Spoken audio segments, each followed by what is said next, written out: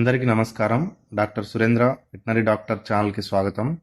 మీరు మా వీడియోని ఫస్ట్ టైం చూస్తున్నట్లయితే ఛానల్ని సబ్స్క్రైబ్ చేసుకోండి, వీడియోని లైక్ చేయండి, షేర్ చేయండి. పాడి పశువుల మేపులో బీరుపొట్టు వినియోగం ద్వారా కలిగే లాభాలు మరియు నష్టాల గురించి ఈ వీడియో ద్వారా తెలుసుకుందాం. ఇటీవల కాలంలో అన్ని ప్రాంతాలలో పాడి పశువుల పెంపకదారులు పాల ఉత్పత్తి వ్యయం తగ్గించడానికి బీర్ల తయారీ పరిశ్రమలో వృధాగా వచ్చే బీరుపొట్టును పశువులకు వాడుతున్నారు. బీరుపొట్టులో 20-30% వరకు ప్రోటీన్ ఉంటుంది. దీనివల్ల పాల ఉత్పత్తి పెరుగుతుంది. ఇందులో 8% ఫ్యాటు, 20% ఫైబర్, కొంత కాల్షియం, ఫాస్ఫరస్ లభ్యమవుతాయి. బీర్ల ఫ్యాక్టరీ నుంచి వచ్చే వృధా కాబట్టి తక్కువ ఖర్చుకే పాడి రైతులకు లభ్యమవుతుంది. దీనిలో అధిక ప్రోటీన్ శాతం ఉండటం వల్ల పాల ఉత్పత్తి కూడా గణనీయంగా పెరుగుతుంది.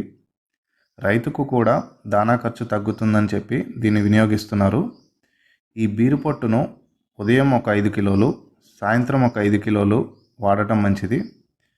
దానాకి బదులుగా ఈ బీరుపొట్టును చాలామంది వాడుతున్నారు, కానీ దానాలో ఉండే పోషకాలన్నీ కూడా దీని ద్వారా లభించవు. ఇది అధికంగా వాడినప్పుడు అండాశయ వ్యవస్థ చుట్టూ కొవ్వు పేరుకొని పశువు సరైన సమయానికి ఎదకు రాక చూడి కట్టవు.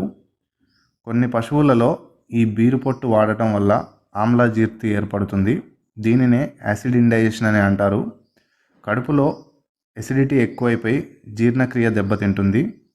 కాబట్టి బీరుపొట్టును వాడేటప్పుడు ప్రతి పశువుకు కూడా రోజు సోడా ఉప్పును ఒక 100 గ్రాముల నుంచి 200 గ్రాముల వరకు ఇవ్వవలసి ఉంటుంది. సోడా ఉప్పు వినియోగం వల్ల ఆమ్ల అజీర్తి సమస్యను నివారించవచ్చు. అందుకే బీరుపొట్టును మితంగా వాడినప్పుడే పశువుకు ప్రయోజనం ఉంటుంది. పశువులలో బీరుపొట్టును వినియోగించేటప్పుడు కొన్ని సూచనలు పాటించాలి. ప్రతి పశువుకి 10-15% మేర మాత్రమే దానాతో కలిపి ఇవ్వాలి. దీనికి తోడుగా మినరల్ మిక్చర్ను కూడా వాడుకోవాలి. ఈ బీరుపొట్టు తాజాగా అందుబాటులో ఉన్నప్పుడు మాత్రమే ఉపయోగించాలి.